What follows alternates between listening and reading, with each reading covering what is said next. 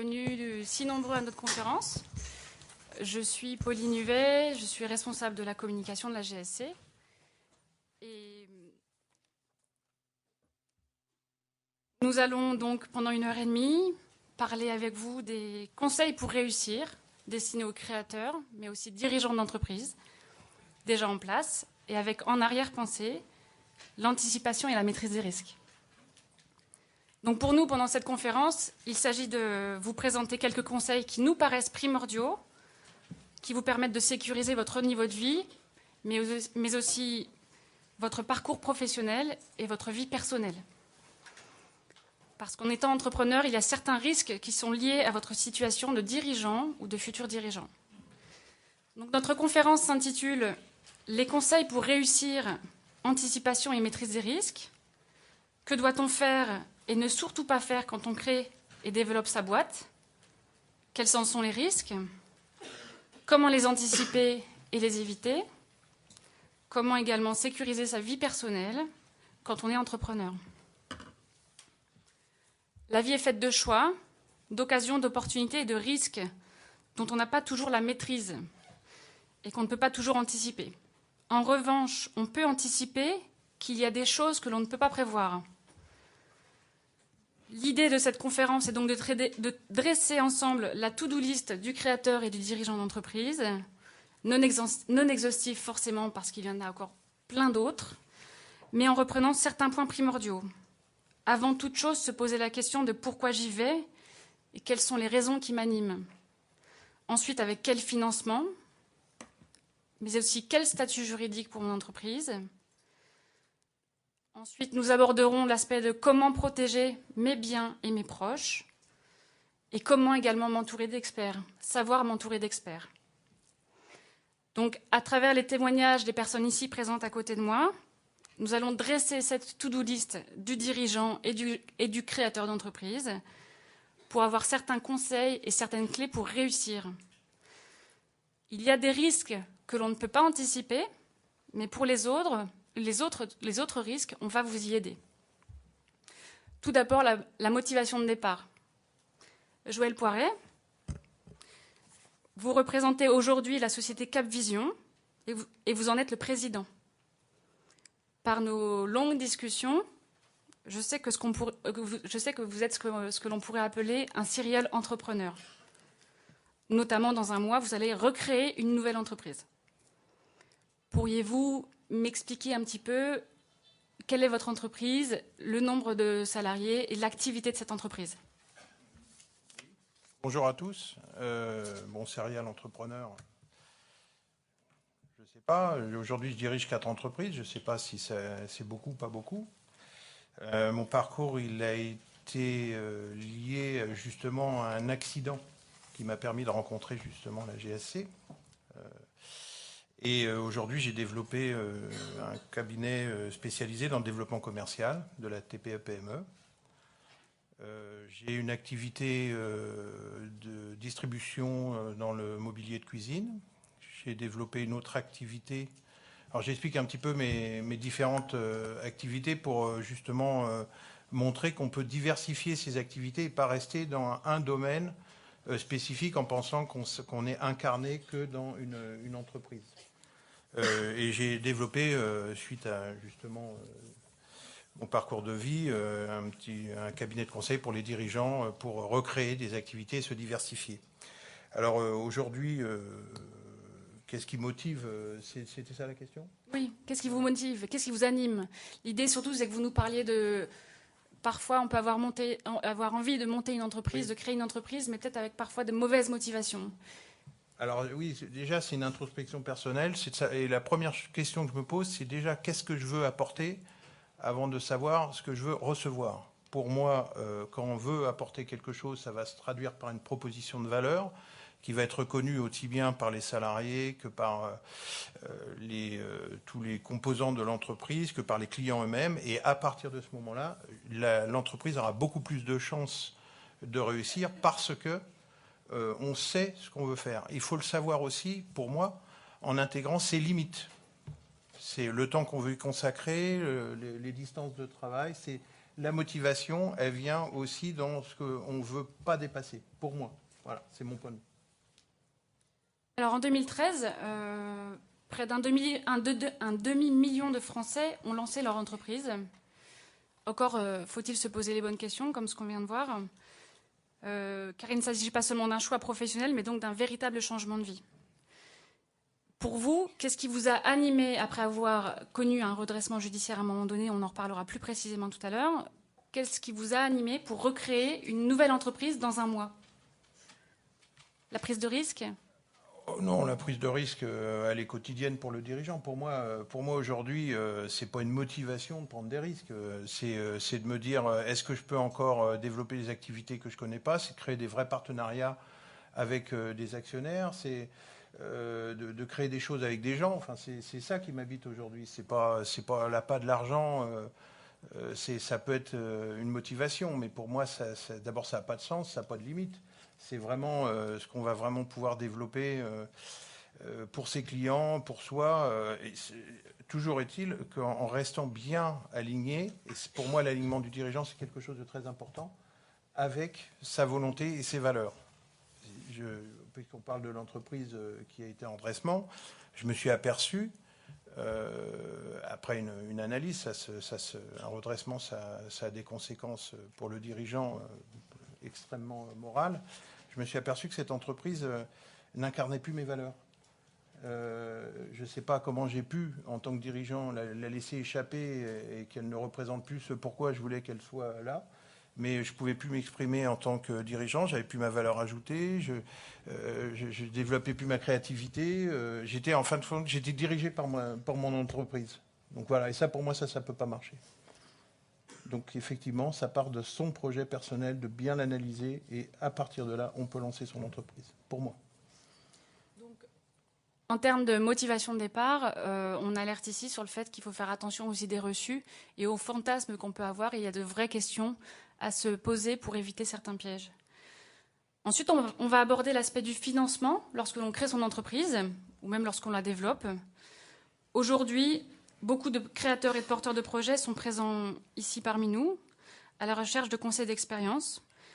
La gestion du risque est donc intimement liée au financement.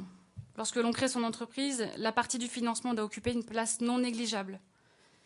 Et pour cela, il existe de nombreux moyens de sécuriser son parcours, afin de ne pas fragiliser d'emblée, dès la création, son entreprise avec de faibles fonds propres. Il y a une étude de la PCE qui est parue, qui indique que 48% des créateurs se lancent avec moins de 8 000 €. Il nous paraît que la sous-capitalisation est un vrai gros risque. Également, moins d'un créateur sur deux sollicite un crédit. Donc les très petites entreprises sont fragilisées par la faiblesse de leurs fonds propres. Ingrid Chantrier, vous êtes avocat associé chez PCJ Associés. C'est un cabinet d'avocats spécialisé en droit des affaires, levée de fonds, fiscalité, droit social et contentieux. Pourriez-vous nous donner 2-3 conseils à avoir en tête concernant le financement au moment où l'on crée son entreprise? Avant tout, bonjour à tous. Je suis ravie de pouvoir partager mon expérience aujourd'hui avec vous. Alors effectivement, si j'avais, on va dire, 2-3 conseils, parce qu'effectivement, il y a une multitude de conseils à donner à tous ceux qui se lancent dans l'entrepreneuriat. Si j'avais 2-3 conseils à vous donner, ce serait effectivement que vous reteniez les suivants.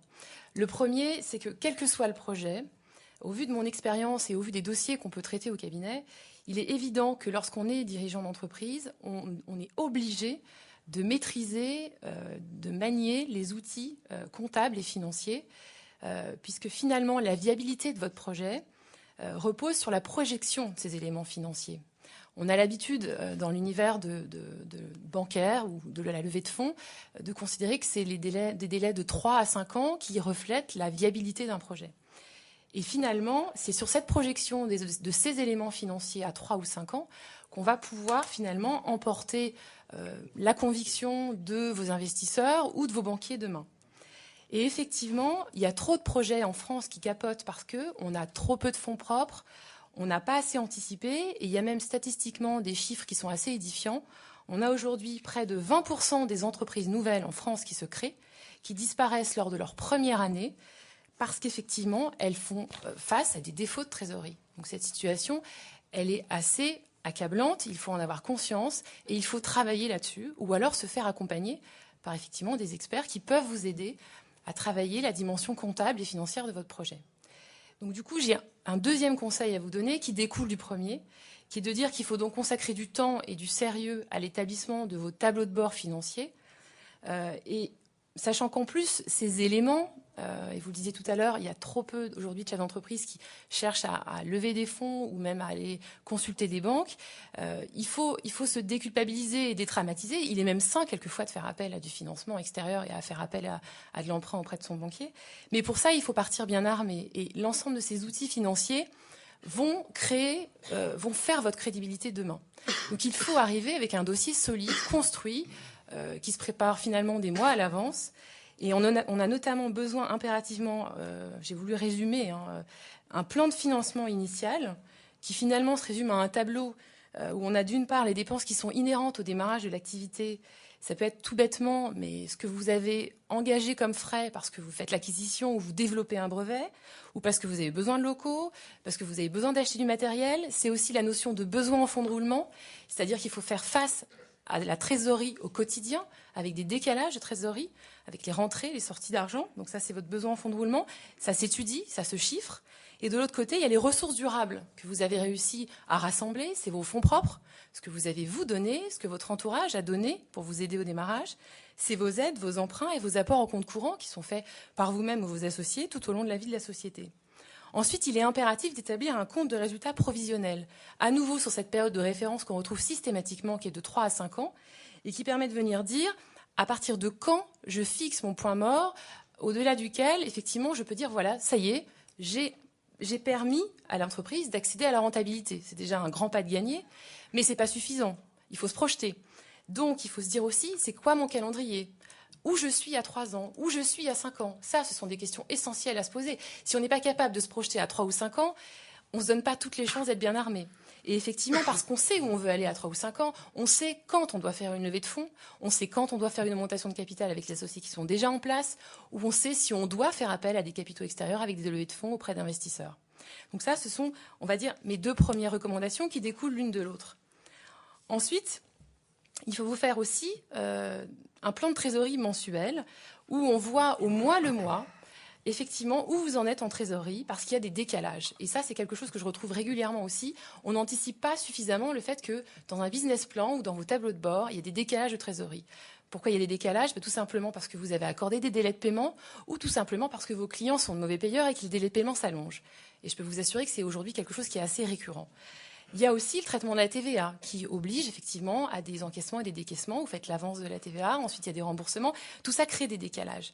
Donc c'est pareil, il faut se déculpabiliser. La trésorerie, elle vit au jour le jour, mais elle vous oblige aussi à faire face à vos responsabilités et à vous déculpabiliser par rapport à votre banquier parce qu'il faut aller le voir au moment où il est encore temps d'aller le voir pour voir avec lui s'il n'y a pas des découverts autorisés à négocier, si tout simplement il ne serait pas utile de mettre en place des solutions d'escompte. Ou alors de se dire, j'ai du matériel à acheter, plutôt que de l'acheter, je vais dire en one shot et dépenser la totalité de la somme en une seule fois, peut-être réfléchir à des solutions de crédit bail, c'est-à-dire des solutions où on est sur une LOA et ça va lisser votre trésorerie parce que vous n'allez pas impacter le coût de l'acquisition en une seule fois. Voilà, il faut en permanence avoir les yeux rivés sur les outils de gestion comptable et financier. C'est crucial. Ensuite, il ne faut pas vous faire d'illusions. Démarrer une activité, ça veut dire, et vous l'avez dit tout à l'heure, disposer de fonds propres suffisants. Les fonds propres, on considère que c'est au départ vos apports personnels et ceux de vos proches. Ça montre impérativement votre implication dans le projet, mais aussi votre détermination dans la réussite du projet. Mettez-vous en tête que le postulat de départ des banquiers et des investisseurs de demain, c'est de dire « Ok, vous avez un projet, il a l'air plutôt sympa, mais finalement, à quel titre vous allez me demander à moi de prendre plus de risques que vous n'en avez pris ?» Et ça paraît finalement du bon sens.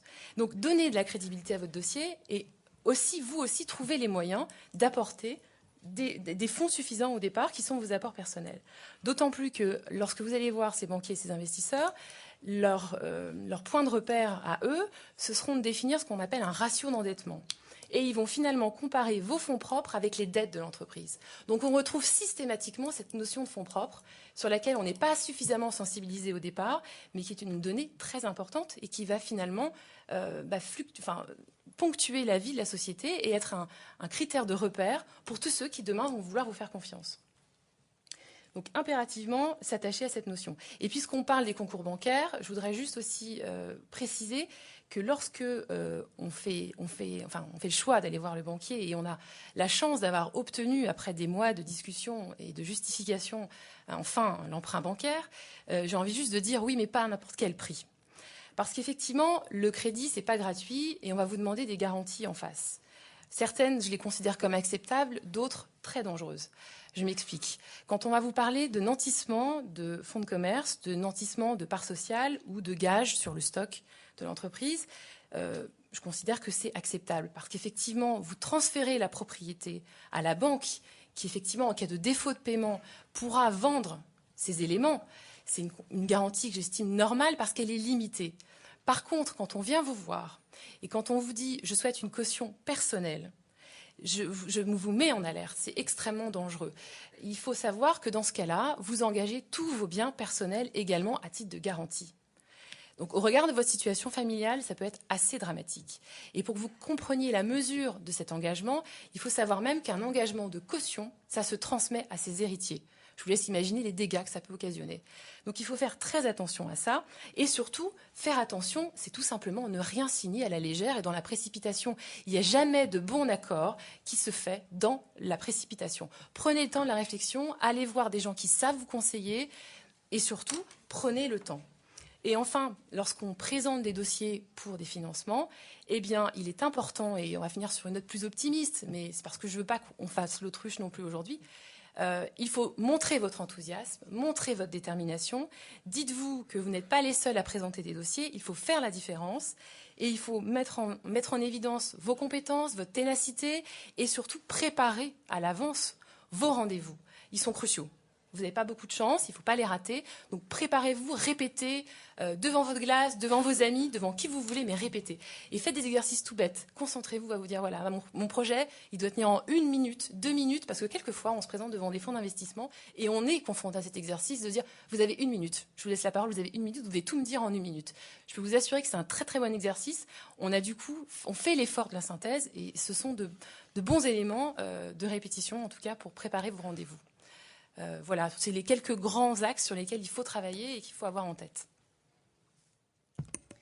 Merci. Vous indiquiez que savoir pitcher, savoir présenter sa société en quelques mots, c'était important devant un banquier.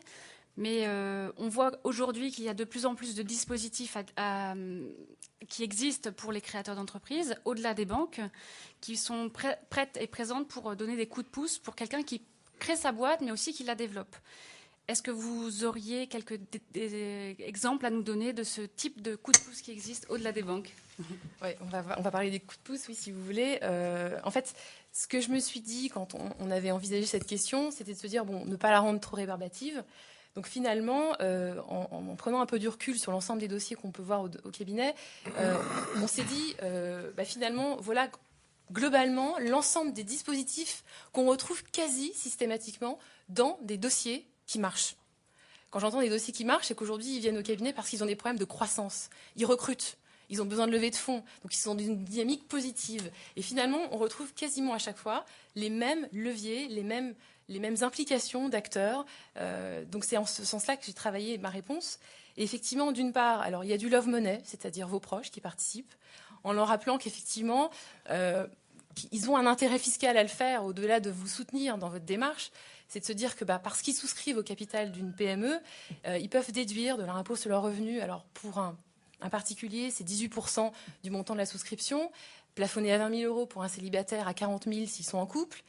Pour ceux qui sont les plus fortunés, et qui relèvent de l'ISF, ils peuvent souscrire 50% de leur souscription au titre de leur ISF, ce qui n'est pas négligeable parce que c'est plafonné à 45 000 euros. Ça veut dire qu'ils vous ont donné 90 000 euros. Avec 90 000 euros, on fait des choses. Ensuite, vous pouvez faire appel au crowdfunding. Alors, peut-être pour les plus jeunes d'entre vous, c'est quelque chose sur lequel vous êtes alertés, mais ça a aujourd'hui beaucoup de succès. Ce sont des mécanismes participatifs qu'on retrouve sur Internet via des réseaux sociaux également, où en fait, ce sont des plateformes où on met en contact des épargnants et des chefs de projet, des chefs d'entreprise. Et effectivement, on les met en contact et l'épargnant, lui, a la satisfaction de se dire... Il squeeze, entre guillemets, les intermédiaires financiers dans lesquels il n'a plus vraiment confiance et il donne sa confiance en direct au chef d'entreprise. Et puis, finalement, ça permet de pallier aussi un petit peu à la réticence des banquiers aujourd'hui qui ont du mal à financer. Donc, ça explique le succès de cette solution. Sachant que les plateformes, elles, prennent une commission qui oscille entre 5 et 10% du montant total des fonds récoltés. Et puis, surtout, pour celui qui reçoit, pour la société qui reçoit ces fonds, eh bien, juridiquement, il y a 3 cas de figure. Soit c'est un don, donc il n'y a pas de contrepartie. Soit c'est une participation aux fonds propres, ce qui signifie que l'épargnant, lui, eh bien, il sera rémunéré sur les dividendes à venir ou sur les plus-values qui seront réalisées lors de la cession des titres. Ou alors c'est un prêt sans intérêt ou avec intérêt. Donc finalement, il y a plusieurs cas de figure. Sachant aussi que lorsqu'on est créateur d'emploi, chef d'entreprise, mais qu'on bénéficie du pôle emploi, il faut ne pas hésiter à bénéficier du dispositif qui s'appelle l'ARS, qui permet de demander à Pôle emploi, plutôt que de se faire verser ces allocations de manière mensualisée, d'obtenir un capital qui vous permet effectivement du coup de rajouter cette somme à vos apports personnels et donc de renflouer vos fonds propres. Ensuite, vous pouvez solliciter, c'est même pas vous pouvez, c'est que vous devez tenter un prêt d'honneur. C'est un prêt personnel à taux zéro, sans aucune garantie, contrairement à ce que je vous disais tout à l'heure. Là, il n'y a pas de garantie, il n'y a pas de caution personnelle. Et en fait, c'est vous, à titre perso, qui allez être redevable du remboursement. Ça va permettre à nouveau de rajouter à vos fonds propres, de rajouter à votre apport personnel. Et surtout, ça vous crédibilise vis-à-vis des banques parce que on s'est dit, finalement, des organismes vous ont fait confiance, ils vous ont accordé ce prêt d'honneur. Donc finalement, ça vous avantage par rapport à d'autres qui n'ont pas ce prêt d'honneur. Et finalement, vous les sollicitez auprès de qui ? Eh bien, ce sont des réseaux d'accompagnement. Les plus connus, c'est Initiative France, les réseaux Entreprendre. Ils ont la même démarche que les banquiers, c'est-à-dire qu'ils vont prendre les mêmes critères. On va revenir sur les ratios d'endettement, on va revenir sur les éléments comptables et financiers dont on a parlé tout à l'heure. Et on va s'attacher à la viabilité du projet et à votre capacité de rembourser. Mais à nouveau, c'est des outils précieux et surtout, c'est aussi l'occasion finalement de vous roder à l'exercice de présenter votre entreprise, de présenter votre projet. Enfin, lorsque vous faites appel à des concours bancaires, n'hésitez pas, même si c'est au banquier de vous le proposer, mais quelquefois il l'oublie, de solliciter une garantie émise par un organisme de cautionnement. Ces organismes, pour les plus connus, s'appellent la CIAJ, France Active et BPI France. Et en fait, ils gèrent des fonds qui sont dédiés à la substitution de garantie. Je m'explique. C'est ce qu'on appelle juridiquement une contre-garantie. Normalement, vous faites un emprunt, vous apportez une garantie. Eh bien, ces organismes se substituent à vous et se portent garant à votre place auprès de la banque. Donc, c'est absolument crucial d'aller les consulter et d'obtenir leur aval. Alors, bien entendu, leur garantie à eux ne portera pas sur l'intégralité de l'emprunt. Ça porte en moyenne entre 50 et 80% de l'emprunt. Mais peu importe, j'ai envie de vous dire, vous, il ne vous restera à garantir que ce qui reste. C'est-à-dire que peut-être que du coup, on ne vous demandera pas de garantie personnelle ou alors quelque chose d'assez modique et de peu engageant. Donc à nouveau, il faut faire l'exercice. Ensuite, vous pouvez faire appel à du capital investissement, du private equity. C'est ce que je vous disais tout à l'heure. Là, ce sont des fonds qui finalement eux-mêmes ont leurs propres contraintes parce qu'ils ont une activité derrière, puisqu'ils ont été souscrire de l'argent auprès de personnes physiques lorsqu'il s'agit de business angels ou de collectivités territoriales ou même des banques qui elles-mêmes ont leur propre filiale de capital investissement. Là, il faut bien comprendre, contrairement à une banque, le capital investissement n'est pas là pour financer, j'ai envie de dire, l'activité au quotidien ou des difficultés de trésorerie. Si on en est là, ce n'est pas le bon interlocuteur. Vous allez voir un fonds d'investissement, vous faites du private equity parce que vous êtes en phase de développement, de croissance, de projet. Vous avez besoin de financer quelque chose qui vous amène à penser que la structure se développe. Sinon, ce n'est pas le bon interlocuteur. Et il ne faut pas oublier non plus qu'ils n'ont pas une activité philanthropique. C'est-à-dire qu'eux-mêmes ont des comptes à rendre, comme je vous disais tout à l'heure, ils ont eux-mêmes leurs souscripteurs. Et eux-mêmes ont une logique de rentabilité. Souvent, leur logique est de se dire, à 5 ou 6 ans, je veux sortir. À 5 ou 6 ans, je veux faire une plus-value. Donc, c'est dangereux, oui et non, parce que finalement, ça veut dire qu'ils sont votre partenaire. Et il y a trop de dossiers aussi où on voit quelquefois des tensions qui se créent. Il est important de faire attention avec qui on s'associe, parce que ce seront vos partenaires de demain. S'ils vous apportent beaucoup d'argent, je pense à 2 millions d'euros, il est évident que ce sera un partenaire très important. Vous devez l'associer à la vie de l'entreprise. Donc vous ne devez pas le négliger, vous devez communiquer avec lui, il est votre partenaire, il veut la même chose que vous, il veut que ça se développe, il veut que ça croisse. Donc dites-vous bien que c'est un partenaire, donc il faut aussi le choisir. Et sachant aussi, et c'est important, c'est qu'à cette occasion-là, vous allez régulariser une documentation contractuelle qui est assez lourde, et notamment un pacte d'associés, qui va venir régir vos relations avec ces fonds, et qui va venir acter effectivement de comment on communique les uns les autres. Ça peut être la mise en place d'un comité stratégique, obligation de se réunir 3, 4, 5, 6 fois à l'année, en parlant de sujets délicats ou des sujets stratégiques pour le bon développement de l'entreprise. Mais dans tous les cas, il faut que vous soyez dans une logique d'avoir à rendre des comptes, parce qu'effectivement, ils ont besoin de communiquer avec vous et vous leur devez, puisque finalement, grâce à eux, vous allez peut-être pouvoir demain mener à bien vos projets et vos développements. Ensuite, qu'est-ce que j'avais noté? Bon, c'est tout. Globalement, c'est les grandes idées fortes qui me paraissaient importantes. Voilà. Merci.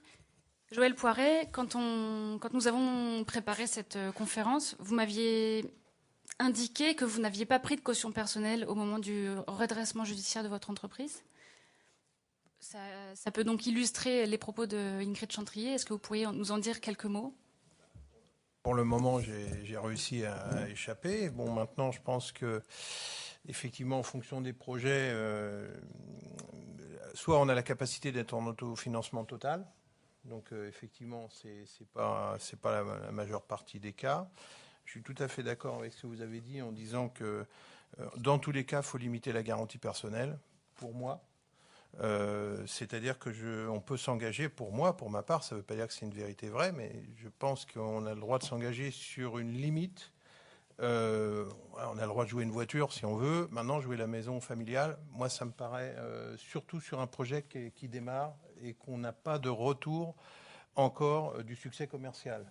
Et notamment pour moi, si les cautions doivent s'empiler les unes sur les autres, elles doivent se faire vraiment s'il y a une réussite commerciale et non pas en palliatif à une défaillance de l'entreprise. C'est-à-dire que plus l'entreprise évolue, plus effectivement il va y avoir des besoins en fonds de roulement. C'est simple, si on paye nos fournisseurs avant que nos clients nous payent, automatiquement, plus on va faire de chiffre d'affaires, plus on va avoir besoin d'argent. Donc on peut avoir effectivement des besoins de fonds à ce moment-là. Si on veut rentrer dans cette spirale-là, ça peut être encore justifié en sachant qu'on va mettre une fin, parce que ça veut dire que plus on va faire de chiffres, plus on aura besoin de financement. Donc c'est une course contre la montre. Maintenant, voilà, moi, si j'ai un conseil à donner, c'est limiter les engagements personnels sur ce qu'on risque de perdre. Voilà, j'accepte de perdre ça, ma famille accepte de perdre ça. Voilà. Est-ce que tout le monde est OK? Bon, c'est pas toujours le cas, mais au moins sur cette partie-là, on se met d'accord et ça s'arrête là.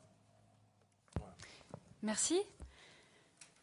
Nous allons maintenant parler du statut juridique et du choix du statut juridique pour son activité, mais aussi des incidences de ce choix. Donc au moment de la création, vous le savez, certains choix sont très décisifs et peuvent avoir donc des incidences sur les biens et le patrimoine personnel, notamment le choix du statut juridique de l'entreprise. Je peux me poser le genre de question, est-ce que je monte ma boîte seule avec un associé? Il faut savoir se poser les bonnes questions. Donc Ingrid Chantrier, pourriez-vous nous indiquer les points de vigilance à retenir au moment du choix du statut et quelles sont, une fois de plus, les bonnes questions à se poser? Oui, alors effectivement, à nouveau, un petit peu de réflexion en amont, parce qu'il y a des questions à se poser, comme vous le disiez. Notamment, il faut tenir compte de votre situation personnelle. Par situation personnelle, j'entends votre situation tout d'abord patrimoniale. Est-ce que vous êtes propriétaire? Est-ce que vous êtes simplement locataire? Ce sont des points dont il faut tenir compte. Votre situation familiale, est-ce que vous êtes pacsé? Est-ce que vous êtes marié? Sous quel régime matrimonial vous êtes marié? Est-ce que vous avez des enfants? Enfin, toutes ces questions-là sont à se poser. Est-ce que vous envisagez ce projet en étant le seul dirigeant et associé, ou est-ce que vous allez avoir des partenaires, des associés, mais aussi des co-dirigeants? Est-ce que votre activité implique des risques ou pas? C'est-à-dire qu'on ne va pas conseiller la même structure pour celui qui rachète un fonds de commerce de restauration ou pour celui qui monte une structure dans les biotechnologies. Donc voilà les premières questions à se poser et qui, pour nous, sont le point de départ de la réflexion pour savoir quel est le meilleur régime qu'on a à vous conseiller demain. Par exemple, si vous êtes un consultant et que vous allez chez le client, vous n'avez pas de locaux, et vous travaillez de chez vous, la plupart du temps, votre activité est peu risquée, vous n'avez pas engagé beaucoup d'investissements, j'ai envie de vous dire, partez sur le terrain de l'entreprise individuelle. Sauf que l'entreprise individuelle, elle a aussi ses désavantages. Il y a une confusion totale entre votre patrimoine perso et le patrimoine de la structure. Donc dans ce cas-là, il faut mettre en place des palliatifs. Il faut aller voir le notaire, faire une déclaration d'insaisissabilité de vos biens, ou changer de régime matrimonial pour ceux qui sont mariés, ou bien passer au statut de ce que j'appelle l'EURL, qui est récent, c'est l'entrepreneur individuel à patrimoine affecté, à responsabilité limitée, pardon. C'est celui où l'entrepreneur a son patrimoine affecté à son entreprise et isolé. Donc là, on prend des précautions. Par contre, effectivement, si on est sur une activité plus risquée, qui demande des investissements, aussi parce que vous êtes plusieurs, on part sur une société. Et le principe même de la société, c'est que là, il n'y a plus de confusion de patrimoine, donc on n'a plus cet écueil, même si... OK, on a une responsabilité limitée aux apports. Il ne faut quand même pas oublier qu'on peut faire n'importe quoi. C'est-à-dire que si vous, demain, vous commettez une faute de gestion, vous avez une responsabilité pénale, au titre de l'ABS notamment. Ou alors, s'il y a faute de gestion et que demain, comme ça peut être le cas, vous subissez un échec et votre structure fait l'objet d'une procédure de liquidation judiciaire, cette même faute de gestion va vous permettre, va vous exposer à des risques, puisque le liquidateur judiciaire viendra chercher votre responsabilité sur le terrain de ces fautes de gestion et engagera une action en complément de passif. Donc, on peut tout faire, mais il y a quand même certaines limites. Ensuite, parce que vous êtes sur le terrain d'une société, il se pose la question de savoir quel type de société. SA, SARL, SAS, je suis perdue. Eh bien, à nouveau, le choix de cette structure va être assez stratégique puisqu'elle va définir votre statut social. Si vous êtes gérant majoritaire de SARL, eh bien, vous êtes ce qu'on appelle TNS, travailleur non salarié. C'est-à-dire que vous cotisez au RSI. Eh bien, si vous êtes gérant minoritaire ou égalitaire de SARL ou président de SAS, là, vous êtes rattaché au régime de la sécurité sociale et vous êtes assimilé salarié. C'est-à-dire que dans ce cas de figure, vous avez la même protection sociale qu'un salarié, à l'exception près de ce que vous ne bénéficiez pas de l'assurance chômage. Par contre, quand on est TNS, eh bien, on a des cotisations sociales qui vont être moins importantes. Donc finalement, c'est vraiment du cas par cas, c'est du sur-mesure. Il faut vraiment faire attention à la situation de chacun pour voir ce qui est le plus intéressant pour l'un ou pour l'autre, sachant en plus qu'on peut aussi imaginer des scénarios où on peut cumuler à la fois un mandat social et aussi un contrat de travail. Et là, pareil, il faut voir au cas par cas si c'est possible, mais ça permet du coup de contrebalancer, de pallier, j'ai envie de dire, au côté insécurité juridique du mandat social. Mais il faut pouvoir entrer dans les cases de ce qu'exige la loi et la jurisprudence, et ce n'est pas toujours possible. Ensuite, le choix de votre structure juridique, eh bien, elle va aussi avoir un lien avoir un impact sur les règles de fonctionnement de la société. Parce qu'effectivement, si vous partez sur une SARL ou une SAS, les règles de fonctionnement ne sont pas les mêmes. Sachant que la SAS est plus souple, parce que les règles impératives que fixe le Code de commerce, il y en a très peu pour la SAS. Vous avez plus de facilité, vous pouvez davantage les adapter. Mais à condition de le faire. S'il y a un vide juridique, ça va se retourner contre vous. D'autant que vous êtes plusieurs dans une SAS. Donc il faut vraiment faire attention, il faut fixer les liens, les rapports et les relations entre chacun. Ensuite, lorsque vous êtes plusieurs, il est impératif de fixer les règles dans un pacte d'associés. C'est très important parce que c'est tout bête, mais si demain, il y a l'un de vous qui dit « moi je veux sortir, j'en ai marre ». Au début, c'est comme un mariage. On est très heureux, tout se passe bien. Mais il faut aussi imaginer quand tout va mal. Donc finalement, j'ai envie de sortir. Ou malheureusement, là, j'ai eu un grave accident, je ne peux plus travailler dans l'entreprise, je ne peux plus tenir mon rôle de dirigeant, je vais être absent pendant 6 mois, 1 an. Qu'est-ce qu'on fait? Qu'est-ce qu'on devient? Si rien n'est prévu, la société est plus viable. Elle est bloquée. Donc il faut vraiment être très précautionneux par rapport à ça. Et je voulais juste vous raconter une anecdote sur un dossier qu'on a aujourd'hui qui me paraît assez révélateur de l'importance de rédiger les statuts et les pactes d'associés de manière concomitante et par des hommes de l'art, parce qu'effectivement, à nouveau, c'est pas pour vous dire qu'il est important de faire appel à des spécialistes, mais ça l'est impérativement dans ce cas de figure. J'ai un dossier où, effectivement, on avait 3 associés qui avaient créé une SARL. Effectivement, donc beau projet. Aujourd'hui, ça marche plutôt bien pour eux, sauf qu'il y en a l'un d'eux dont la femme a demandé le divorce. Au moment où ils ont constitué la SARL, personne n'a demandé à l'épouse en question de renoncer à sa qualité d'associé. Or, ils étaient mariés sous le régime de la communauté de biens. Ce qui veut dire qu'aujourd'hui, elle revendique 50% de la propriété des parts qui font partie de l'actif du mariage, de leur mariage. eh bien, on se retrouve dans une situation assez compliquée parce qu'évidemment, vu qu'on est dans un divorce, pour les autres associés, voir cette personne arriver au capital de la société, c'est un non-sens. Elle ne connaît pas l'activité, elle n'a même aucun intérêt. Ses intentions sont tout autres, donc on a un problème. Et le deuxième problème, c'est qu'en plus, dans les statuts, il n'y avait pas de clause d'agrément qui était prévue pour le cas où il y avait succession ou effectivement divorce. Donc il n'y a pas d'agrément possible. Elle est associée de plein droit aujourd'hui. Résultat, son futur ex-mari veut la dédommager et veut récupérer ses parts. Oui, mais dans les statuts et dans le pacte, on n'a rien prévu, il n'y a pas de formule, on ne sait pas combien ça vaut. Résultat, on est devant le tribunal de commerce, on fait désigner un expert en justice, expert qui va chiffrer son expertise à minima 4 ou 5 000 euros et qui va nous dire quelle est la valeur des parts. Ensuite, peut-être que mon client aura la chance de se dire que son banquier lui fera confiance pour racheter les parts de sa future ex-femme. Voilà le type de scénario qui est juste impossible à accepter. Il faut anticiper, il faut réfléchir, il faut prendre conseil. On ne peut pas rester béant dans ce type de situation parce qu'au départ, on a gribouillé sur un bout de feuille, on a fait un copier-coller sur Internet de statuts ou de pactes d'associés qui on pensait être parfaitement adaptés à notre situation. C'est pas vrai. Vous êtes sur un terrain qui n'est pas le vôtre, il faut prendre conseil et il faut impérativement prendre le temps de la réflexion et prendre le temps de la rédaction, c'est primordial. Prenez ce temps. Voilà, c'est tout ce que j'ai à vous dire, c'est important. Donc, il existe des moyens très concrets de sécuriser sa vie personnelle et professionnelle. On en a déjà vu un certain nombre. Mais il existe aussi d'autres moyens qui permettent d'amortir une crise s'il y en a une, un accident de parcours. Des moyens qui permettent de protéger ses biens et de mettre ses proches à l'abri. Joël Poiret, tout à l'heure, nous en avons parlé. Donc, en 2009, votre entreprise a connu un redressement judiciaire. Qu'aviez-vous mis en place à l'époque ? Aviez-vous sécurisé votre parcours ? Alors, en fait, en 2003, on avait souscrit une assurance chef d'entreprise. Alors, je dis on, c'est nous, c'est parce que c'était ma sœur qui s'en est occupée, parce qu'on était co-gérants tous les deux. De mémoire, d'ailleurs, quand elle avait pris cette assurance, je lui avais dit ça sert à rien, je l'avais peut-être même un peu engueulé. C'était ma façon de faire. Et on a souscrit pendant 6 ans. Et les difficultés sont arrivées bien après. Puisqu'on avait à l'époque, quand on a souscrit cette assurance, on avait une centaine de personnes, on avait 7 magasins, l'entreprise se portait très bien.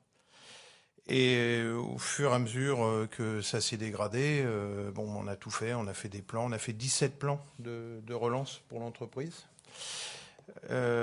Jusqu'au bout, on a essayé de la sauver, on a été 1 an et demi au tribunal du commerce. Et à partir de ce moment-là, on a été obligé de céder l'entreprise puisque les dettes étaient trop fortes pour celle-ci. Et là, je me suis retrouvé licencié de ma propre entreprise par le mandataire liquidateur. Heureusement, justement, il a été prouvé que j'avais fait aucune faute de gestion, que c'était une problématique de marché et non pas une problématique de dirigeant. À partir de là, à partir de cette lettre de licenciement que je ne m'attendais pas du tout à recevoir dans ma vie, j'ai été à Pôle emploi. Je me suis aperçu que des chefs d'entreprise qui recherchent d'autres chefs d'entreprise avec 25 ans d'expérience, il n'y en a pas beaucoup. De mémoire, j'ai envoyé plus de 200 CV. J'ai été reçu très peu de fois. On m'a proposé des postes qui ne me plaisaient pas du tout. Enfin, c'était très, très, très compliqué à titre personnel. Et heureusement que cette assurance m'a permis de payer au moins les loyers, enfin en l'occurrence mes crédits, parce que sinon là j'étais vraiment parti dans une catastrophe financière. Il y a plein de témoignages de dirigeants qui ont eu des grosses boîtes ou des boîtes qui pensent invulnérables et qui se retrouvent face à des difficultés invraisemblables. Donc effectivement ça permet de faire un point. En plus à titre personnel c'était vraiment très compliqué. Ça vous a aidé à passer la crise, à amortir ? Ah oui, ça nous a aidé à passer la crise. Et puis surtout, à un moment donné, j'ai compris qu'il fallait que je me recrée ma propre valeur ajoutée. Et justement, ce que j'ai fait, j'ai rebondi. Et c'est pour ça que j'ai diversifié maintenant mes activités pour pas avoir une grosse boîte. Et je préfère en avoir plus des petites en me disant, selon les marchés, on verra bien comment ça va changer, comment ça va évoluer. Voilà ma motivation aujourd'hui. Okay. Merci. Pascal Ravon, vous travaillez à la GSC, vous êtes secrétaire général adjoint donc de la GSC, cette fameuse assurance perte d'emploi du dirigeant. Au cours de votre carrière, j'imagine que vous avez rencontré un grand nombre d'entrepreneurs aux expériences très variées. J'aimerais que vous nous expliquiez ici la philosophie de la GSC, la philosophie de se prémunir des risques du chômage lorsque l'on est dirigeant, même si on se croit un peu invincible, les avantages de maîtriser des risques et du rôle d'amortisseur de la GSC. Comme on vient de le dire et comme Joël Poirel vient de le dire, c'est un moyen de passer la crise. Avez-vous des choses à nous dire plus précises là-dessus ? Oui, excusez-moi. D'une part, on peut souscrire une garantie GSC pour chaque entreprise que l'on a créée et perdre une activité et être indemnisé pour cette perte de revenus tout en conservant les autres activités. C'est pour vous montrer déjà que ce système d'assurance est très souple. Le premier blocage, c'est de croire que ça va porter la poisse de souscrire une assurance chômage. Or, dans la vie de chaque jour, on prend des garanties. Regardez, vous achetez un véhicule, il y a des airbags partout maintenant, même au genou, et on est bien satisfait de se dire « Ah, en cas d'accident, je serai protégé ». Ce n'est pas parce qu'on a des airbags que l'accident va arriver plus vite.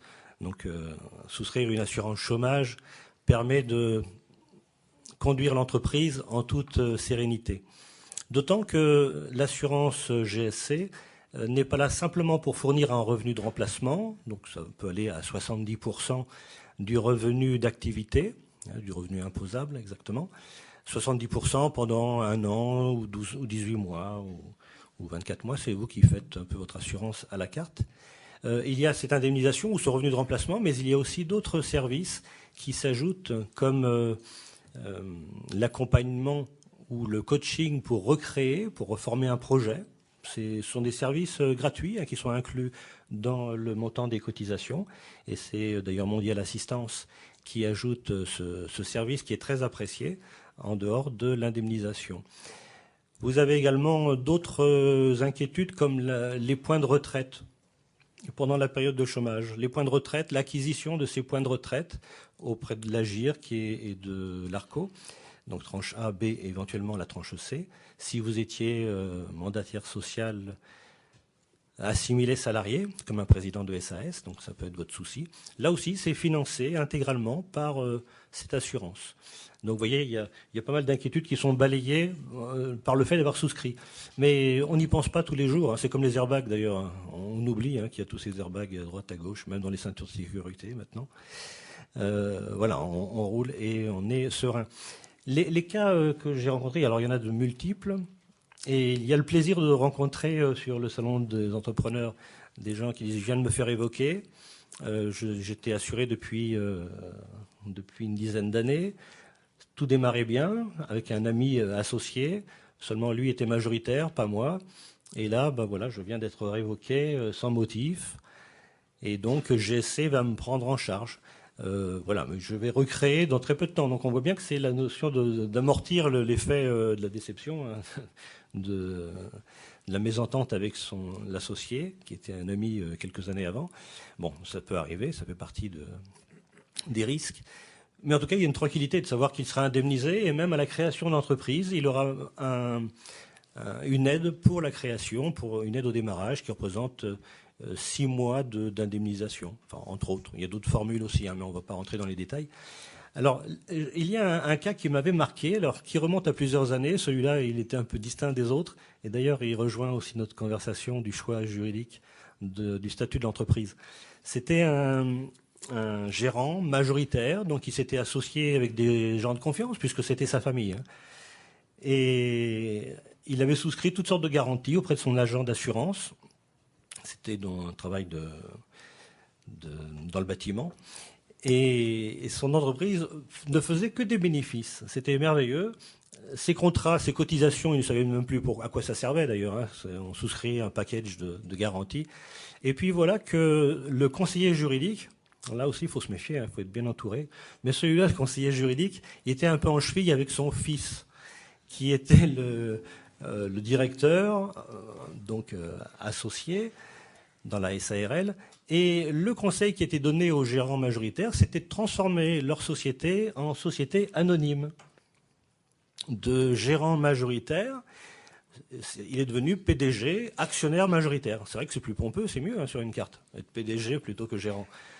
Seulement, les statuts sont complètement différents, les règles de vote.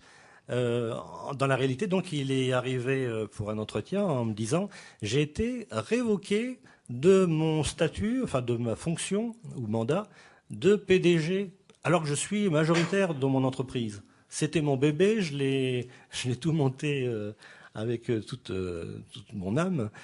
Et finalement, je suis révoqué en conseil d'administration. » En fait, c'était une magouille entre le conseiller juridique, enfin, qui a donné le bon conseil, mine de rien, au fils, pour qu'il prenne la succession de manière anticipée. Hein. Le PDG, lui, avait 54 ans, on voyait bien, ça faisait pas la jonction avec la retraite, pas du tout. Et donc, il était toujours actionnaire majoritaire, mais en tout cas, il ne dirigeait plus l'entreprise. Dans un conseil d'administration, c'est là la différence. Dans un conseil d'administration, chaque administrateur n'a qu'une seule voix. Alors qu'il soit majoritaire ou minoritaire, peu importe. L'administrateur n'a qu'une voix. Et il s'est retrouvé révoqué par trois voix contre une, enfin la sienne. Voilà, donc 3 sur 4 s'opposaient à lui et il était obligé de céder l'entreprise. Donc vous voyez que même dans une entreprise où il n'y a aucune difficulté économique, alors souvent le sujet tourne autour des difficultés économiques et il est vrai que la moitié des dossiers sont des liquidations judiciaires. Mais là, pas du tout. C'était un actionnaire majoritaire, mandataire social, révoqué d'une manière très inattendue. Et GSC a pris le dossier en charge, parce qu'il faut savoir que l'assurance GSC prend toutes les révocations, indemnise la perte d'emploi de mandat de dirigeant à la suite d'une révocation, quel que soit le statut, à condition que la décision soit prise en conformité avec les statuts. Donc il n'y a pas à se demander, oui, mais il y a peut-être une petite ligne d'exclusion quelque part. Au passage, d'ailleurs, soulignons, vous l'aurez peut-être remarqué, GSC est l'assurance chômage depuis 35 ans, créée par le patronat. Donc ce sont des chefs d'entreprise qui ont conçu un système de protection chômage pour leurs pairs, leurs adhérents, qui sont tous dirigeants d'entreprise. Ça fait la force. Je sous-entends dans tout cela qu'il y a quelques concurrents assureurs. Si vous signez, vous avez affaire à un contrat d'assurance pur et dur. Et la révocation, c'est pas qu'ils ne veulent pas en entendre parler, mais en tout cas, dès que vous avez plus que 10% du capital, elle n'est pas du tout assurée. Elle n'est pas couverte, hein, donc ils sont très frileux de ce côté-là. Or, GSC, le cas de figure, là, il est un peu extrême, hein, ce que je vous relate, mais c'est bien pour vous dire que l'assureur, qui est Groupama Magan, mais donc le contrat lui est confié, joue complètement l'objet de la garantie pour couvrir les vrais risques du chef d'entreprise. Les révocations sont très nombreuses, peut-être parce que alors lui, c'est un cas entre les deux, parce qu'il possédait son entreprise. Et d'ailleurs, je vous dirais que même l'agent général d'assurance, il se demandait si on allait couvrir la révocation d'un dirigeant majoritaire. Mais oui, ça correspondait au statut. Donc on a couvert sans problème. Mais beaucoup de dirigeants s'affilient parce qu'ils passent du salariat à l'entrepreneuriat. Quand on est un cadre apprécié, qu'on soit proposé le poste de gérant ou de directeur général dans une société anonyme ou une SAS, peu importe, le mandat social fait que la protection de Pôle emploi disparaît. Elle disparaît du jour au lendemain. C'est pas parce que vous avez cotisé 20 ans que vous avez le droit à quelque chose en retour. Alors il y a peut-être aussi l'astuce de combiner, de garder le contrat de travail et d'accepter le mandat avec 2 bulletins de paie, etc. Interrogez Pôle emploi. Surtout interrogez. Ne croyez pas que parce que vous cotisez à Pôle emploi, que vous continuez à cotiser sur le contrat de travail, vous serez protégé. C'est archi faux. Enfin, c'est faux. Si Pôle emploi accepte de reconnaître qu'il y a bien une distinction des fonctions et un lien de subordination avec l'entreprise, là, leur position les engage tant qu'il n'y a pas de modification dans votre contrat de travail. Ok. Merci. Vous voulez pas un deuxième cas ? Je crains que nous n'ayons plus tellement de temps après pour les questions-réponses. Excusez-moi, peut-être qu'on aura le temps après tout à l'heure. C'est vous qui êtes maître du timing. Pour continuer notre to-do list du dirigeant et du créateur d'entreprise, il nous paraissait aussi important de vous parler du fait de savoir s'entourer d'experts et d'être accompagné. Effectivement, comme on vient de le voir depuis tout à l'heure, certains risques peuvent s'anticiper. Il existe des moyens pour limiter ces risques.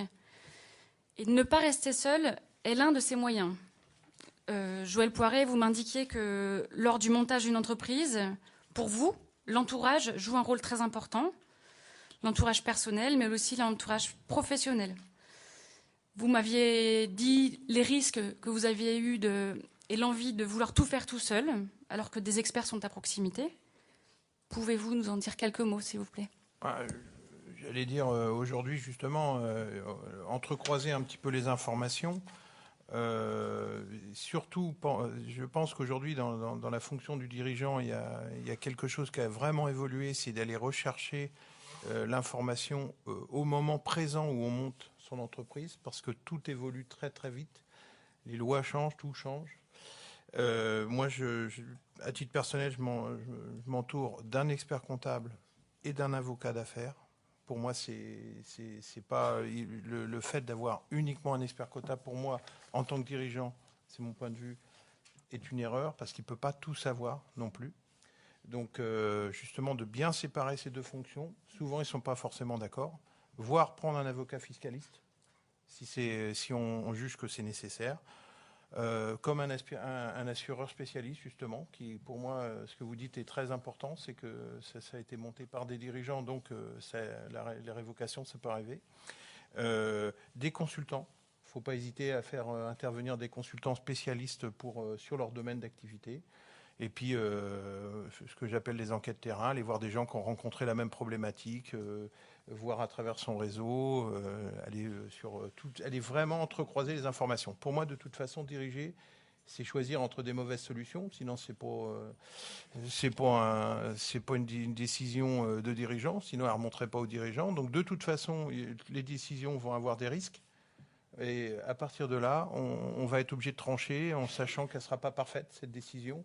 Mais plus on aura entrecroisé d'avis différents, plus on aura de chance justement d'être aligné à ces valeurs et avec celle qui nous paraît le plus de bon sens. Voilà. Alors justement, pour parler de croiser ces avis, Marie-Sophie Clavry, vous êtes la directrice générale du MEDEF Paris. Au cours de notre préparation, vous m'indiquiez que la solitude pour un dirigeant d'entreprise représente un vrai risque. J'imagine que pour vous, adhérer à une organisation patronale notamment est un formidable moyen de sécuriser son parcours. Pouvez-vous nous en dire un petit peu plus, s'il vous plaît ? Avec joie, bonjour à vous tous. La première chose que je voulais vous dire, c'est que depuis 1 heure, nous parlons de risques. Et vous les avez entendus, ils sont multiples, diverses, et je peux vous dire que vous allez tous les rencontrer dans votre vie d'entrepreneur. Peut-être là, avec un peu de chance, ça ne va pas être le même jour. Donc voilà, mais a priori, vous allez tous les rencontrer. Et que vous allez être seul. Et d'ailleurs, on peut être seul à plusieurs, parce qu'on parle, le chef d'entreprise, il peut aussi avoir des associés, et on peut être 2, 3, 4, et être seul aussi. Cette solitude, c'est aussi la beauté de l'entrepreneuriat. C'est quelque chose de merveilleux. Moi, j'ai la chance d'être directrice générale du MEDEF Paris depuis 7 ans, de rencontrer tous les jours des chefs d'entreprise. Alors, quand on dit MEDEF, je suis sûre que vous pensez tous dans la salle à le CAC 40. Oui, il y a le CAC 40, mais on est principalement, on en reparlera, des PME. Et c'est ce qui fait aussi la beauté d'être seul, d'avoir cette vision, de savoir où on veut aller, ce qu'on veut faire, de prendre des décisions, de faire des choix. Ça, c'est vraiment la beauté, je pense, de l'entrepreneuriat. Alors, il ne faut pas que cette solitude, ça soit de l'isolement. Donc, et là, il y a plein de façons de ne pas être seul. Vous avez évoqué, monsieur, le fait de s'entourer de bons experts. On peut parler aussi quand vous allez avoir des collaborateurs. Vos collaborateurs sont aussi des gens qui vous évitent d'être seuls. Et puis, il y a, bien entendu, et je ne vais pas dire le contraire, les organisations professionnelles, d'ailleurs celles qui sont liées à votre métier, premièrement, les organisations interprofessionnelles, alors le MEDEF, mais on parlait de la CGPME, on peut parler de l'UPA, toutes ces organisations interprofessionnelles qui vont vous permettre de pouvoir échanger avec d'autres chefs d'entreprise comme vous. C'est-à-dire des gens qui traversent les mêmes difficultés et qui ne sont pas forcément vos concurrents. Donc vous allez pouvoir vraiment parler et trouver les bonnes solutions avec eux. Donc ça, c'est une première chose. On peut sortir de l'isolement en rejoignant des réseaux. Et moi, je vous y invite, il y en a plein. Tous sont bien. Il y en a forcément un pour vous. Le MEDEF peut être votre réseau, mais il y en a plein qui sont très, très bien pour vous. Donc, je pense que cette notion de sortir de l'isolement, je ne sais pas si vous-même, monsieur, vous avez aussi échangé avec des dirigeants d'entreprise, c'est quelque chose généralement que les dirigeants d'entreprise, vraiment, quand ils ont goûté à ça, ils y reviennent. Donc, vous travaillez, comme vous venez de nous le dire, vous travaillez en direct avec des dirigeants d'entreprise et pas seulement des gens du CAC 40. Quels sont donc les profils de vos adhérents? Quels sont à peu près les chiffres de votre organisation patronale? Alors, le MEDEF est aujourd'hui la première organisation d'entrepreneurs en France. C'est à peu près 800 000 entreprises qui sont membres du MEDEF, dans les fédérations, dans les territoires. Et sur ces 800 000 entreprises, il y en a 40 du CAC 40. Et le SBF 120, c'est 120. Enfin, vous faites la suite, vous voyez. Donc, on a essentiellement des TPE et des PME. En fait, 80% des entreprises adhérentes du MEDEF sont des entreprises de moins de 50 salariés. Mais l'avantage justement du MEDEF, c'est de se dire on va se retrouver avec des patrons de PME comme on l'est soi, mais aussi peut-être de bénéficier de l'expérience de chefs d'entreprise qui ont développé leur boîte, qui ont justement passé un certain nombre d'étapes. Alors on a parlé beaucoup des fameux seuils, vous avez entendu dans la presse récemment, notamment les seuils sociaux, fiscaux, mais bon, ceux qui ont passé, qui ont développé l'entreprise. Et parce qu'il y a aussi, on a parlé beaucoup des risques et tous les dangers que vous allez rencontrer, mais il y a aussi un autre danger, c'est la croissance. Ça semble bizarre de le dire, mais il y a des moments où on doit développer son entreprise, on fait des choix de développement, on prend des risques, et là aussi c'est bien de pouvoir partager avec des gens qui ont passé ces étapes précédemment. Moi, j'ai beaucoup de cas d'entreprises qui disent, voilà, là je sens que je suis à un palier. Parce qu'on parle de palier de croissance. Voilà, qu'est-ce que je fais aujourd'hui? Est-ce que je reste comme je suis? Ça me convient. Ou est-ce que vraiment j'ai envie de passer à la vitesse supérieure? Donc ça, c'est bien de parler avec des gens qui ont passé ces étapes avant vous. Donc là, il y a bien un échange d'expériences des pairs entre eux. Alors nous, au MEDEF, mais je sais que la plupart des organisations le font également, c'est un de nos... vraiment, quelque chose de très important pour nous. On a un vice-président qui est Charles Nati, qui est le président de Pierre Hermé. Je pense que vous connaissez à peu près tous cette pâtisserie dite de luxe. Donc c'est une entreprise qu'il a développée en 96. Et lui, il nous a dit, moi, il y a une notion qui me tient à cœur. Il y a quelques années, il a voulu parler de la solidarité. C'est bien, du côté des syndicats de salariés et des salariés, on parle de solidarité. Nous aussi, c'est une valeur qui est importante pour nous. Donc en fait, quelqu'un de membre du MEDEF va téléphoner, va dire j'ai tel problème, je m'interroge sur le développement de mon business, sur mon rapport avec mon banquier, sur le fait de partir à l'international. À un moment aussi, on peut s'interroger sur ça. Est-ce que quelqu'un dans le réseau, ou bien tout simplement je dois licencier quelqu'un, ça peut être tout et rien, c'est tous les enjeux de l'entreprise. Et est-ce qu'il y a un chef d'entreprise qui accepte d'échanger avec moi? Donc cette notion de solidarité, c'est vraiment au cœur de notre organisation patronale. À travers cette notion de solidarité, avez-vous un éclairage à nous apporter sur une ou deux actions très particulières, peut-être dans le social ou le financement, comme vous avez pu... Alors, il y a vraiment deux domaines dans lesquels on intervient. Alors, on parle de solidarité entre chefs d'entreprise. Il y a aussi l'expertise et du MEDEF aussi qu'on met au service. Et je dirais il y a deux grands champs. Il y a un champ qui sont sur les fonds des dossiers, le social, le financement, le fiscal, la relation avec l'administration, le développement à l'international. Puis aussi un champ tout simplement de développement de business aussi, ou de trouver les bons partenaires. Alors, je vais commencer par cette première chose. Développement de business. Nous, on a beaucoup de chefs d'entreprise qui nous disent « Ah, dans votre réseau, il y a tel type d'entreprise, j'aimerais bien les prospecter. » Donc, on les met en contact. Après, c'est à eux de faire business ou pas. Ou bien, je recherche, je sais pas, un avocat. Je peux rechercher, je sais pas, un huissier de justice. Ça m'est arrivé récemment pour une grosse entreprise américaine qui fait des hamburgers et du coca. Vous voyez pas du tout de qui je parle. Voilà, avec qui chercher, nous on est capable dans la journée de dire voilà, on connaît un expert, on recommande des experts. Voilà, c'est l'aspect vraiment. On parle vraiment donc de dire comment on facilite la vie du chef d'entreprise qui doit très rapidement répondre à une demande. Nous, on essaie d'être aussi réactifs que l'entreprise l'est vis-à-vis de ses clients. Et puis donc je veux donc trouver des partenaires, des fournisseurs, des clients. Ça c'est vraiment donc à la demande ou bien lors de réunions. On fait par exemple, le 10 février, on organise un business quick meeting où, grâce à un logiciel, on va pouvoir matcher les attentes, ce qu'on recherche. Par exemple, je recherche une bonne agence de communication. Il y a des agences de communication qui sont là et on peut se rencontrer. Donc ça, c'est sur l'aspect réseautage, networking en anglais, réseautage en français. Et puis, il y a surtout la vie de l'entreprise. Et bien sûr, il y a tout un domaine d'expertise du MEDEF qui est le social. On n'est pas là pour remplacer les conseils, les avocats notamment. On n'est pas là pour remplacer les compétences en interne quand une entreprise est structurée avec un DRH ou un responsable RH. On est là pour donner vraiment une vision de l'intérieur, je dis des mots anglais, je suis désolée, un double check, comme on dit aux États-Unis, c'est-à-dire vérifier ce que son expert ou ce que soit en chef d'entreprise on peut penser. Je me dois mettre en place un règlement intérieur, comment je fais. Je passe les 10 salariés, je dois savoir s'il y a un délégué du personnel ou pas. Comment je mets en œuvre ça Vous me retirez le micro. Voilà. Donc en fait, c'est vraiment à votre demande, sur toutes les questions que vous pouvez avoir, vous nous appelez et nous, on va donner l'expertise du MEDEF ou demander à nos adhérents de partager avec vous des enjeux sur le social. Sur le financement, c'est la même chose. On intervient beaucoup, on est tiers de confiance du médiateur du crédit. Donc ça arrive, on peut avoir la banque vous refuse un crédit ou vous retire un financement. On peut maintenant, et on a mis en place la médiation du crédit. Nous, on va vous accompagner dans la mise en place de votre dossier auprès de la médiation du crédit.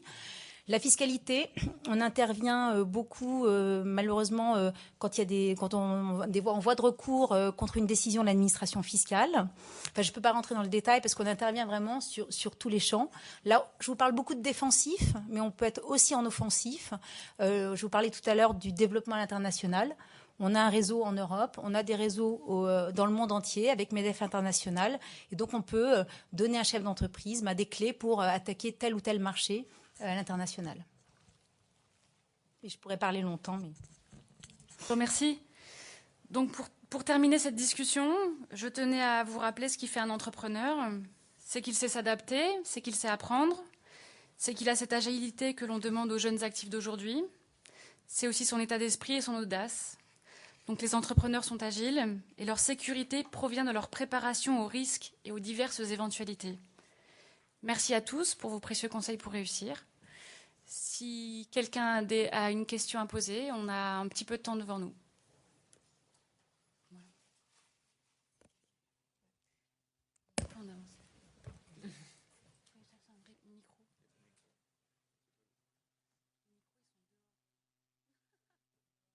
Ah non, il faut venir devant.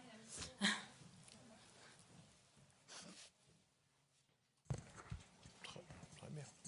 Ça m'a donné envie d'adhérer. Pardon ?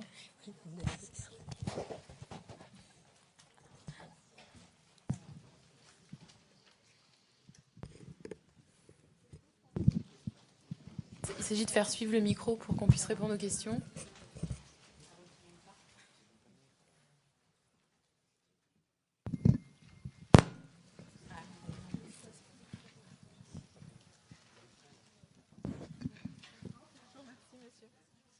C'est les gens qui veulent parler, Diane, parce que vous pouvez essayer de parler sans micro, non ?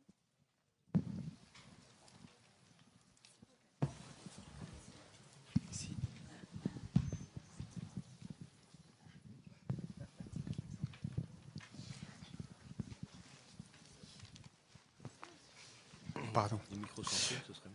Bonjour, je voulais savoir, est-ce qu'il y a des différences de seuil entre EURL et SARL?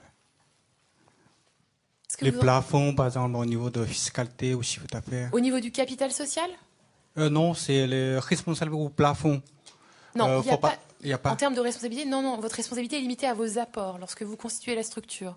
Et en termes de montant de capital social, il n'y a pas de plafond, que ce soit pour la SARL ou la SAS, contrairement à une SA où le capital social doit être de 37 000 € minimum.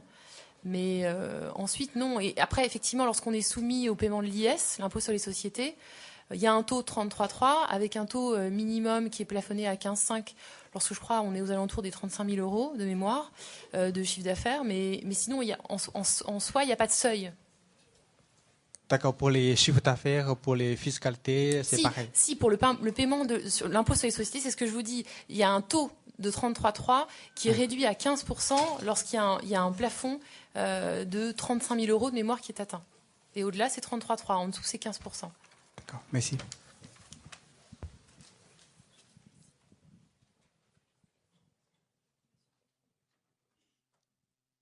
Bonjour, une question un peu naïve, hein. J'ai jamais créé d'entreprise. La question que je me pose, c'est comment vous vivez quand vous créez une entreprise et donc comment vous avez un salaire avant que l'argent rentre. Est-ce qu'il y a des moyens? Alors on parlait de faire appel à des capitaux, mais si on a fait appel à des capitaux aux personnes d'entreprise, voilà, quelles sont les astuces dans ce domaine pour arriver à faire vivre sa famille en attendant d'avoir une belle entreprise? qui marche. Alors, quand vous créez votre entreprise, pardon, excusez-moi. Quand vous créez votre entreprise, soit effectivement vous avez des fonds qui permettent de vous générer directement un salaire, soit vous décidez d'avoir une rémunération au résultat par rapport aux dividendes. C'est vraiment en fonction effectivement de votre projet personnel. C'est bien ce qu'on évoquait tout à l'heure. Quel est votre projet? Si c'est tout de suite de vous faire un salaire, donc ça veut dire que votre projet inclut automatiquement le fait que vous deviez le financer, et c'est là qu'il va falloir monter le projet, comme vous l'évoquiez tout à l'heure, pour savoir, vous aurez une partie de votre investissement ou pas, mais vous pouvez très bien créer une entreprise tout de suite et vous mettre un salaire à partir qu'il y a les fonds pour le financer. Il n'y a pas de souci particulier là-dessus. D'accord ? Mais ça fait partie du business plan que vous allez mettre et créer. D'où l'importance, effectivement, de ce business plan. Est-ce que vous avez des clients, pas des clients ? La marge que vous allez générer et savoir aussi si ce salaire va pouvoir être financé alors que vous avez peut-être généré un besoin de fonds de roulement. Puis est-ce que vos clients vont vous payer avant vos fournisseurs? Et voilà, c'est des choses comme ça qu'il faut vraiment se poser. D'accord? Cette réponse-là, vous l'aurez dans votre business plan. Bonjour, je voudrais vous poser une question. En cas de création d'une société SAS avec 2 co-gérants qui sont 50% associés et une personne est prétendant d'emploi, donc il est chômeur. Est-ce que cette personne qui est au chômage est obligée d'être déclarée comme salariée? J'essaie de vous voir dans la salle, je ne vous vois pas. Ah, merci. J'avais besoin de vous voir avant de vous répondre. Vous parlez d'une SARL ou d'une SAS? SAS. Alors, si c'est une SAS, il ne peut pas y avoir de gérant, puisqu'il y a juste un président. D'accord. Il n'y a pas de notion de cogérance égalitaire. C'est pas possible en SAS. D'accord. Donc, il y aura un gérant, n'est-ce pas? Un président. Un président, voilà. D'accord. Voilà. Et qu'est-ce qui se passe, par exemple, je parle concrètement de mon cas, c'est une société qui a un projet, donc est-ce que j'ai droit d'être non salarié? Mais si vous êtes président de TNS, vous êtes assimilé salarié. C'est le régime auquel vous allez être attaché. Vous êtes assimilé salarié. Donc vous n'êtes pas juridiquement un vrai salarié avec un contrat de travail. Oui. Vous êtes assimilé. Mais ce que je Donc peux vous allez garder... payer des cotisations à ce titre-là. Ah, d'accord. Par contre, si on peut cumuler avec un contrat de travail, c'est sous certaines conditions.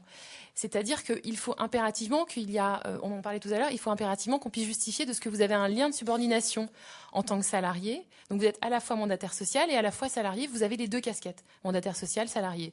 Mais il faut que, pour que les 2 coexistent, il y a des règles très strictes juridiques à poser et à vérifier. Et surtout, comme le disait tout à l'heure le représentant de la CSG, il faut aussi consulter Pôle emploi pour s'assurer qu'il considère que ce cumul est valable. Parce que quand bien même on le met sur le papier et que juridiquement vous avez l'aval de votre avocat qui vous dit oui, c'est faisable parce que les conditions, on considère qu'elles sont remplies, pour autant Pôle emploi, qui est actuellement, on va dire, un peu sur ses gardes en termes de délivrance de fonds, va être assez méticuleuse et il est plus prudent d'aller valider avec elle le montage. Donc, si j'ai bien compris, il faut bien vérifier auprès de AMPA, n'est-ce pas? Parce que mon but, c'est de garder le chômage. Et comment je me protéger de garder mon chômage? Non, mais si vous créez une structure et que vous devenez dirigeant, vous n'avez plus de chômage. Ou alors c'est parce que vous êtes déjà demandeur d'emploi et vous bénéficiez. Oui, je suis un demandeur d'emploi. Et vous disposez de dispositifs de l'ACRE. Voilà. Bon, alors dans ce cas-là, oui, c'est possible. Mais il faut que vous les informiez que vous créez une structure. D'accord. Après, si vous voulez, on peut en parler après. Entendu. Merci. Effectivement, après, c'est au cas par cas. Donc, il faut que j'ai peut-être plus d'infos. Mais vous pouvez aujourd'hui être à la fois demandeur d'emploi, créateur d'emploi, et dans votre futur projet, être à la fois chef d'entreprise et aussi salarié. Mais tout ça suppose que certaines conditions soient remplies. Ok, merci.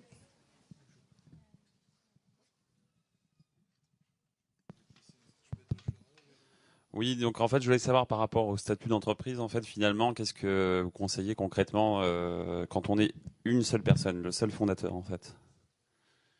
J'ai envie de vous dire, ça dépend aussi de l'activité. Comme je disais tout à l'heure, si vous êtes consultant, que vous travaillez à la maison, que vous avez très peu d'investissement et très peu de risques, vous pouvez très bien partir sur une entreprise individuelle. Après, à vous de sécuriser votre situation personnelle et familiale. Donc, à nouveau, c'est en fonction de chacun et ça suppose une petite analyse de la situation de chacun. Mais sinon, vous pouvez imaginer une EARL ou une SASU si effectivement vous êtes sur une activité qui demande des investissements et qui vous expose à des risques. C'est à voir au cas par cas.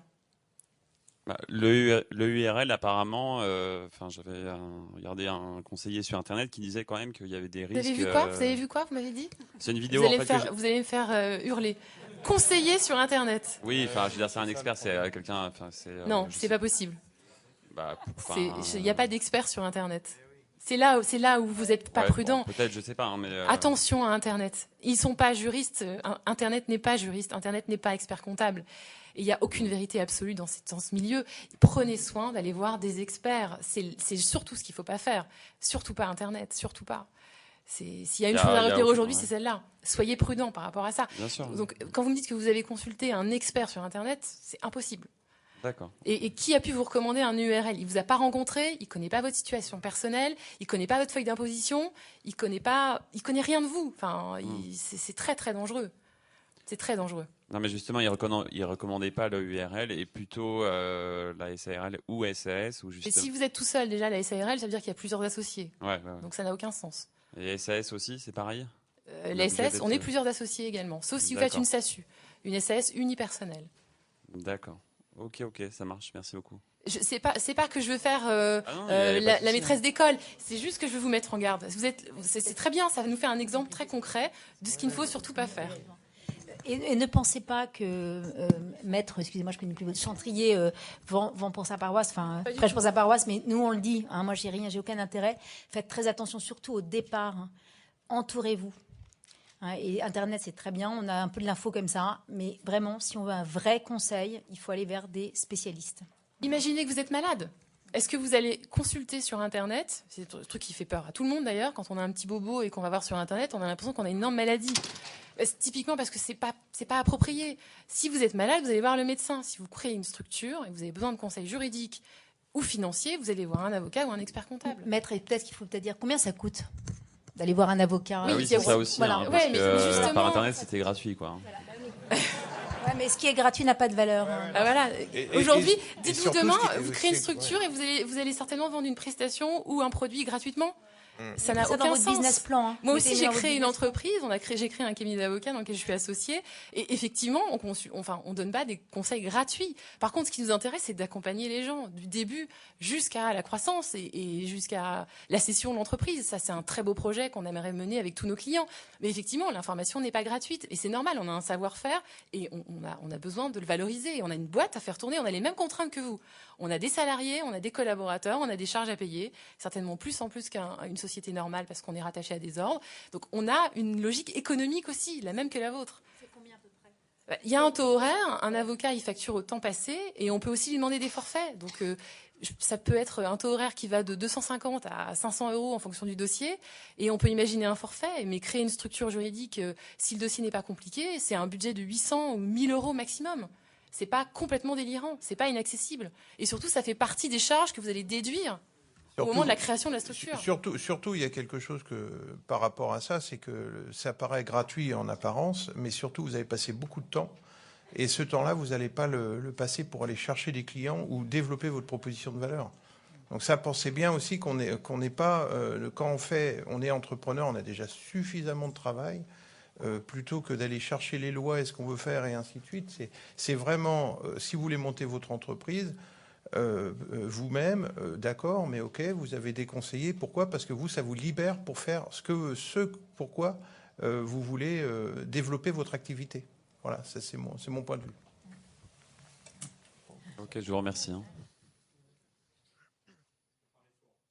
Ah, c'est bien. Dans le cadre d'une SASU, en fait, on est au régime général. Assimiler salariés, ouais. Ouais. Comment ça se passe quand on ne se verse pas de salaire? Non mais j'entendais parfaitement bien. Oui, je parle fort. Comment ça se passe quand on ne se verse pas de salaire la première année? Est-ce qu'il y a un pourcentage? Comment ça fonctionne? Oui, en fait? Il y a un forfait. Il y a un forfait qui va être facturé par l'organisme qui va collecter les cotisations.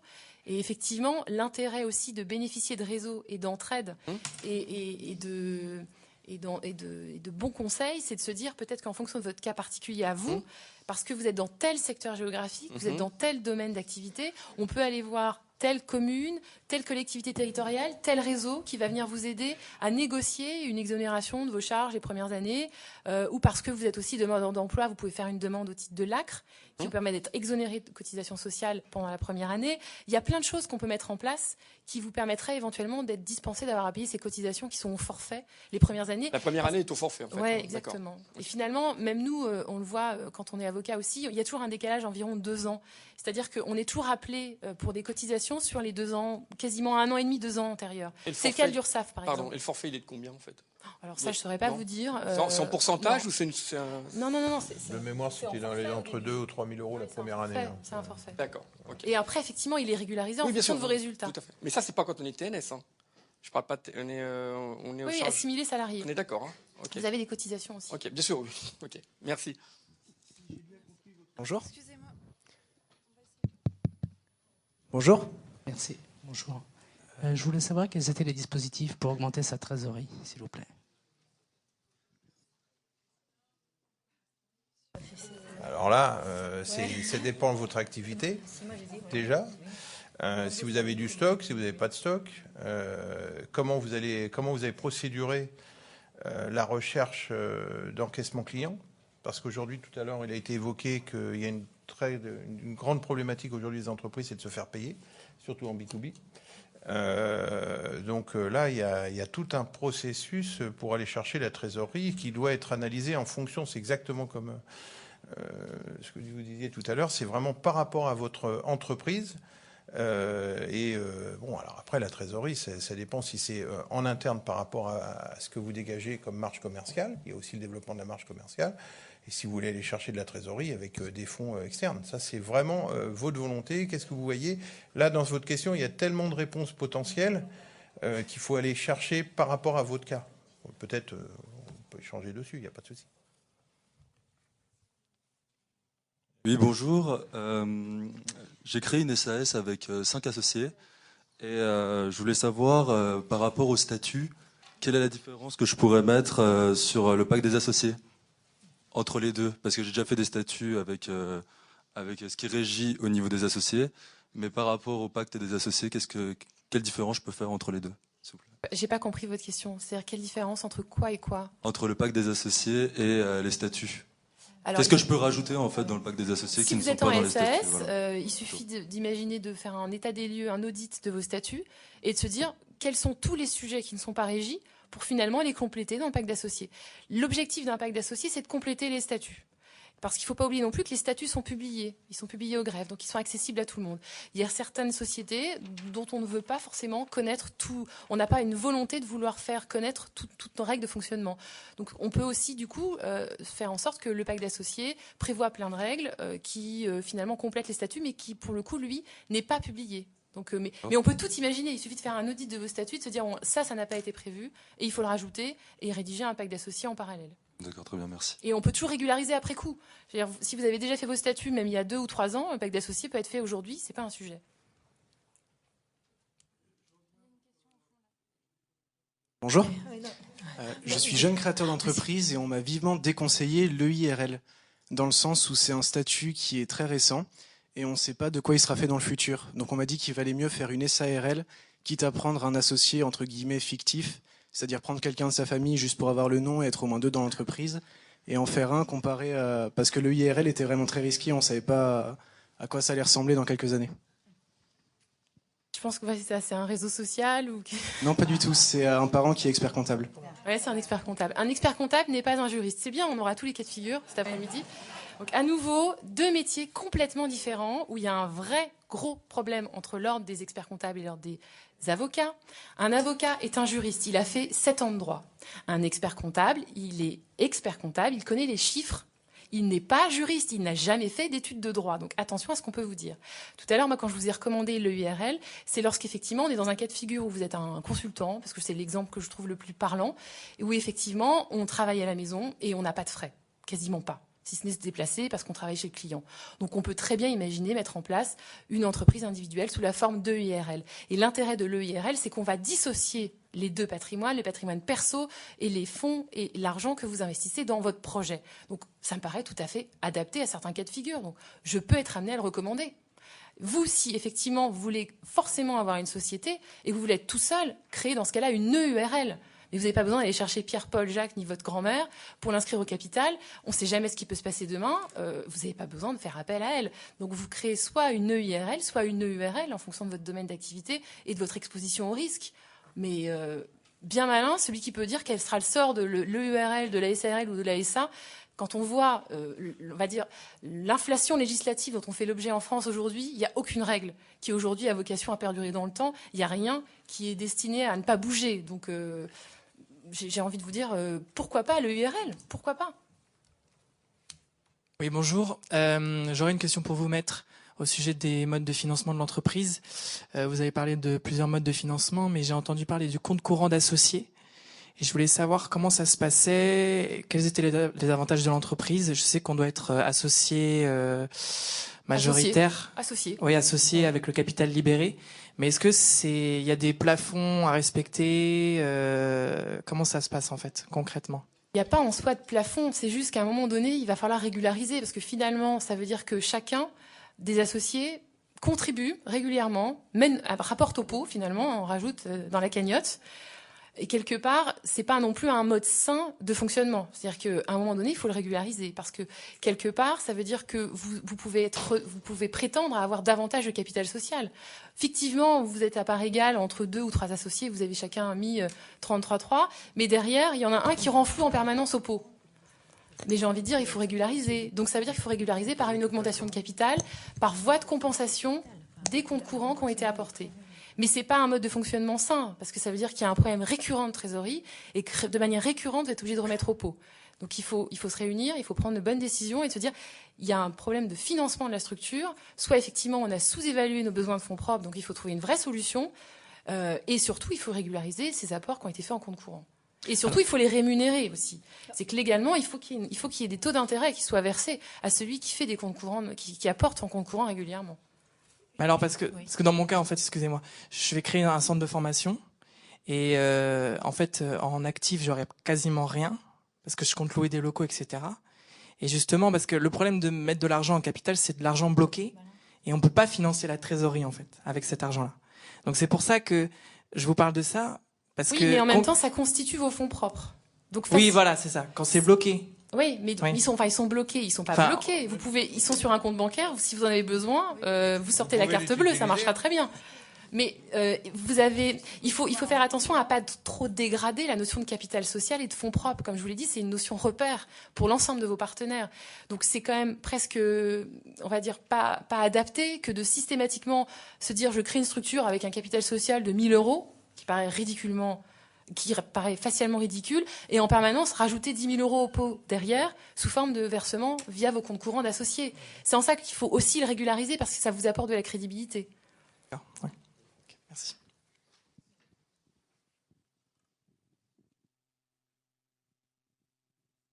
Bonjour.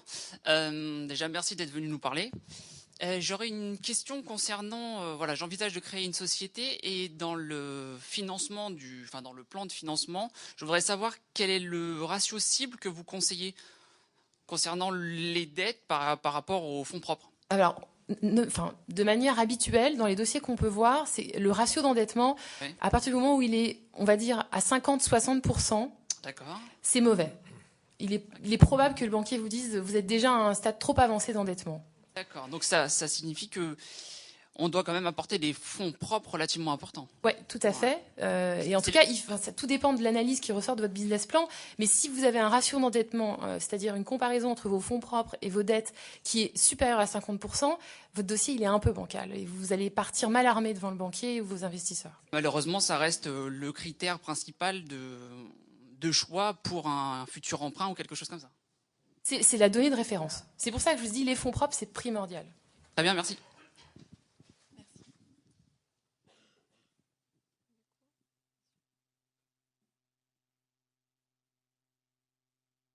Bonjour. Vous avez parlé, ma question s'adresse à Maître Chantrier. Maître, vous avez parlé tout à l'heure de situations dangereuses, notamment dans le cas de constitution de sûreté. Exact, oui, sur la notion de caution notamment, vous avez parlé de nantissement, effectivement, où vous acceptiez, notamment sur les stocks ou sur le matériel, mais des situations dangereuses en cas, par exemple, quand la personne se porte caution. Ou alors, j'ai pensé moi des cas d'hypothèque. Est-ce qu'il est possible juridiquement dans ces cas que vous considérez comme dangereux, de borner justement cette sûreté, c'est-à-dire de donner une limite dans le temps, dire la limite par exemple jusqu'à du départ, jusqu'à remboursement complet du prêt, que ce soit par anticipation ou non? Oui, on peut tout imaginer. Dites-vous que vous êtes sur un accord contractuel. C'est la loi des parties. La loi des parties, c'est ce qui est écrit. Donc, sous réserve d'être en conformité avec ce qu'exige la loi au regard des règles du lotissement ou des hypothèques, on peut tout imaginer. Et il faut évidemment mettre des garde-fous dès qu'on peut le faire. Donc, à nouveau, je vous invite à être conseillé sur ce que j'ai le droit de faire ou de ne pas faire pour négocier avec votre banquier et puis vous assurer qu'effectivement, vous donnez le minimum de garantie.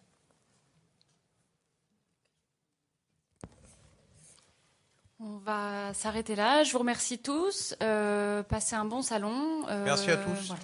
Merci beaucoup.